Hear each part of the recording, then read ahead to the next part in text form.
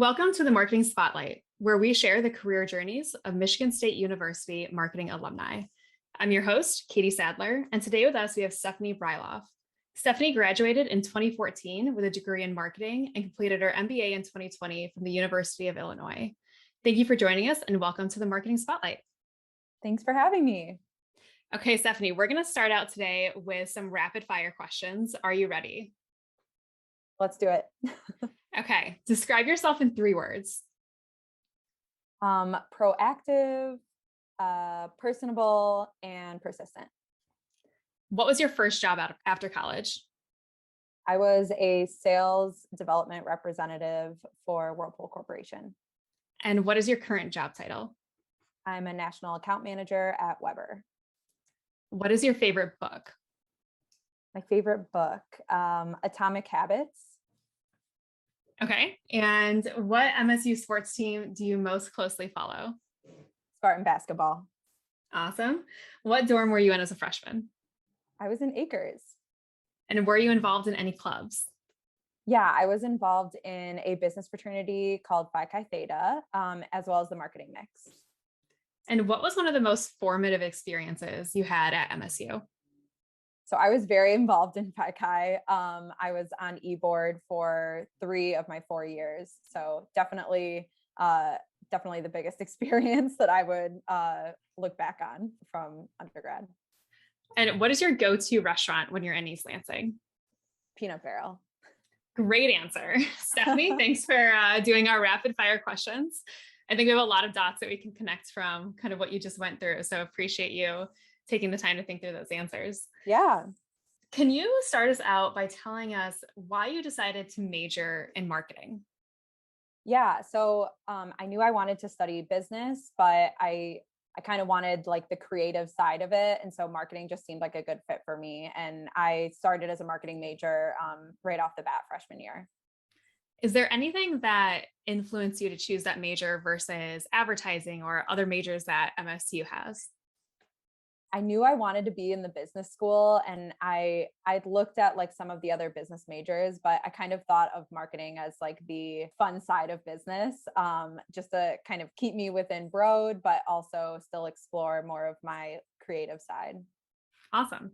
I feel like that was similar to why I chose to be a marketing major as well. So I can definitely relate to that. Stephanie, tell us about your career path from where you started at Whirlpool to where you are now.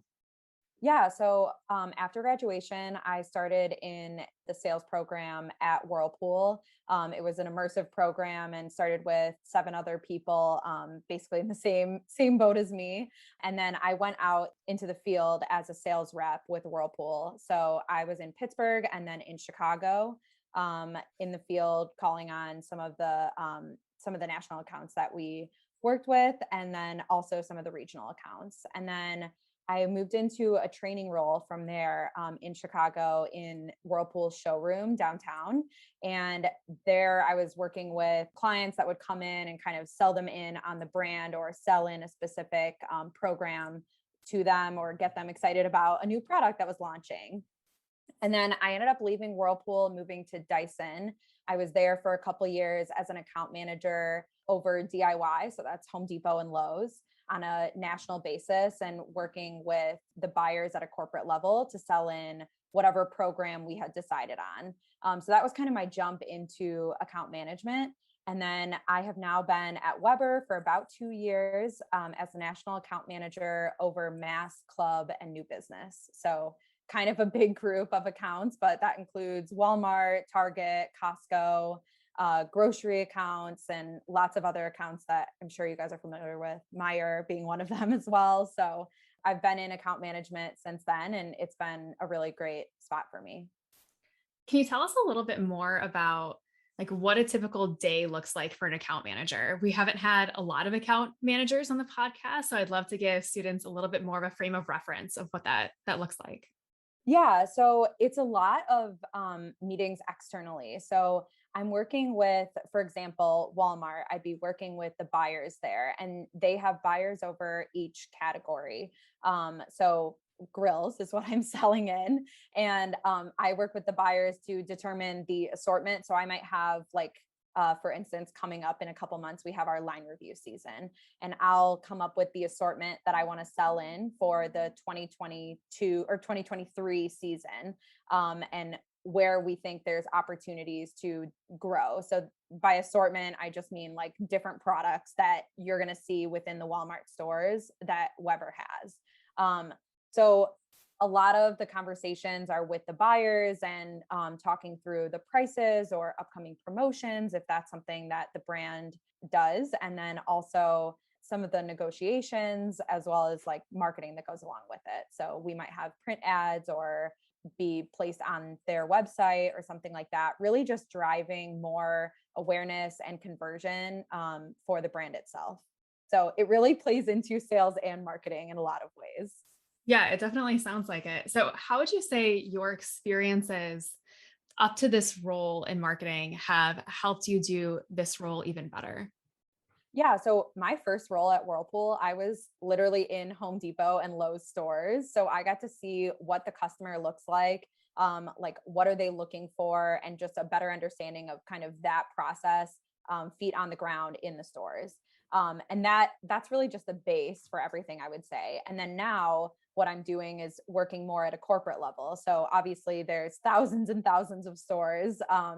And I have an understanding from that first role that I had of kind of what that customer experience in store looks like. So it helps me frame the conversations at a corporate level for why they should have certain products or go about a strategy a specific way to make sure that we're capturing the right audience and converting that customer at store.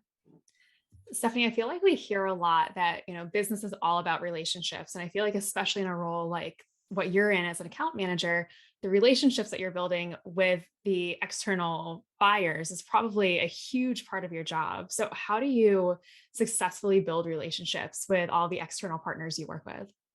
Yeah, that is a big piece of it. And honestly, like if you don't have a good relationship with your buyer, your business will suffer. So it's a huge component of it. And just getting, especially with the changes with COVID, I had a lot more FaceTime prior to COVID. So a lot of it is now virtual, whether it's a phone call or like a Zoom meeting, and just like trying to establish that constant communication, knowing that I'm not the only manufacturer that's reaching out to them. So they have a whole list of other people that they're working with, and just trying to develop more of a personal connection to them so that they prioritize our brand and then also our partnership. That's a huge piece. But honestly, like I have some difficult buyers and I have some buyers that I connect very well with. So it really just depends on the account, and you kind of just try to use it all to your advantage to make sure that the brand will benefit. So you're really never done networking, is what I'm hearing. Yeah, and buyers transition a lot, and so like you pretty much have to constantly be on your game for establishing new relationships. I feel like that keeps the job really dynamic and probably fun because you're constantly selling probably both yourself and the product in some aspects to build those relationships with the people that you're working with. Yeah, definitely. And I think, I mean, I've been really fortunate to work for a lot of companies that I don't have to sell in a new brand. These are all brands that my buyers and honestly probably everyone listening has heard of and is somewhat familiar with the products. And so it's more so talking through like what are some new product lines or new product launches that we're doing, and how are we changing the industry itself within grilling or within vacuums from Dyson or cooking from Whirlpool. So a lot easier to have that conversation when the buyer is very familiar with the brand. I don't have to sell in the brand as much. It's more of an education piece. Got it. That makes a lot of sense. And what do you like the most about this intersection of marketing and sales that you're in versus like a true, like pure sales role or a pure brand marketing role?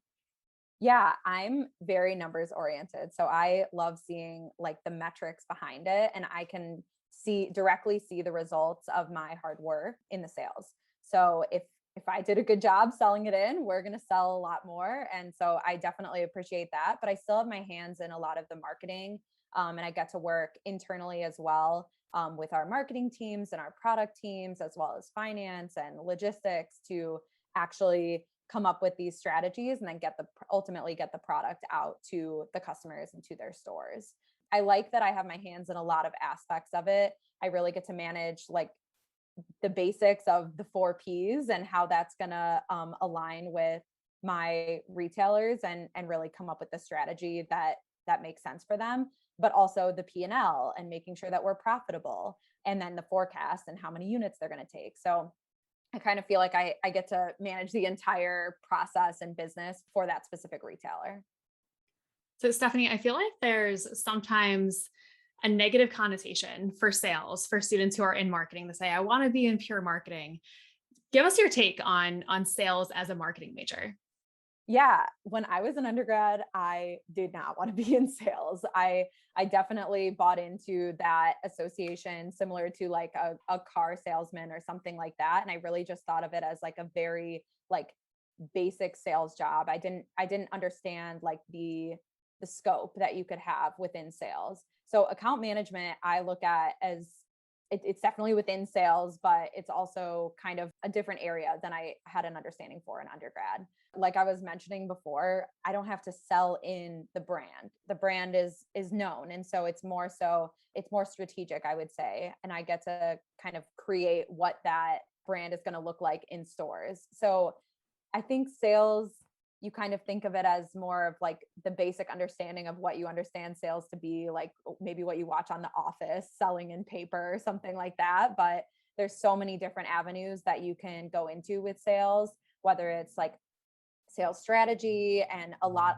or actually selling and cold calling and stuff like that. If that's something you're interested in, there's definitely a lot of opportunity for that. But I initially had no interest in sales based on my understanding. And now after working in a couple different sales roles, I know I found my spot, and I feel like I have my hands around a lot of the business aspects that I enjoy.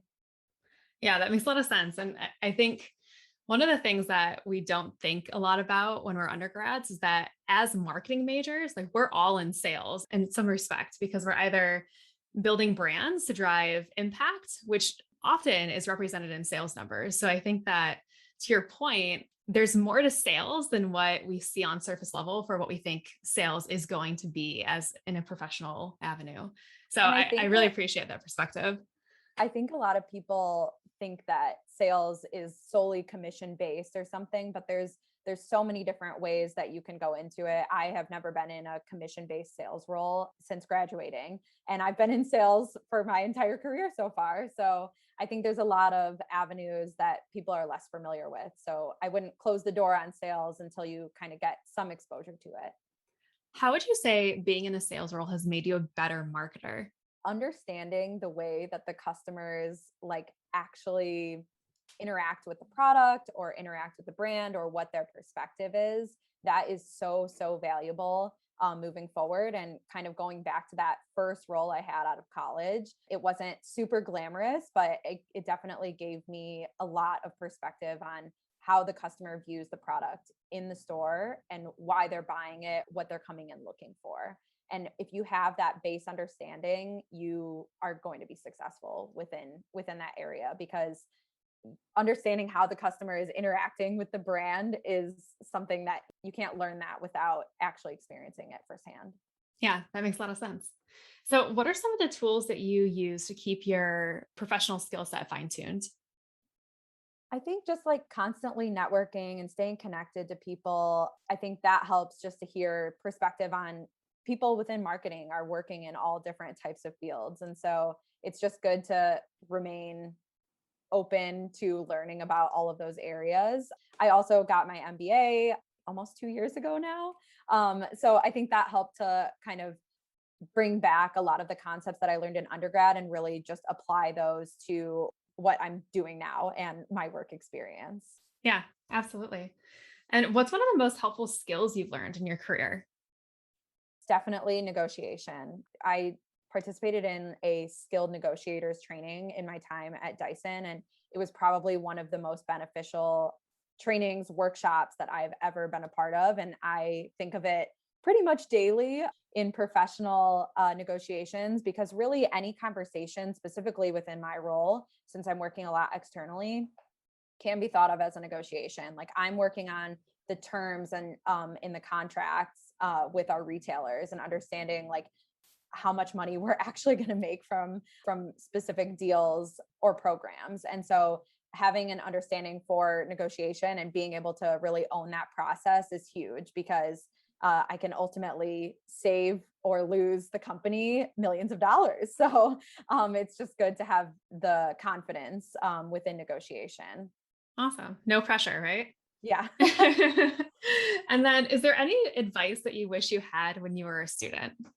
The biggest piece of advice is just to go for it. Like, don't let anyone hold you back or anyone say, you can't go for this until you're a sophomore or a junior or something like that, because any of these like kind of imaginary barriers, you can get around them. And so I think that if you don't go for it, you definitely won't get it. But if you go for it and you don't get it, then it's just a learning experience that you can build off of. And I have countless examples from my time in undergrad where I ended up going for things and I didn't get it, or I ended up getting it. I was the speaker at the Broad graduation.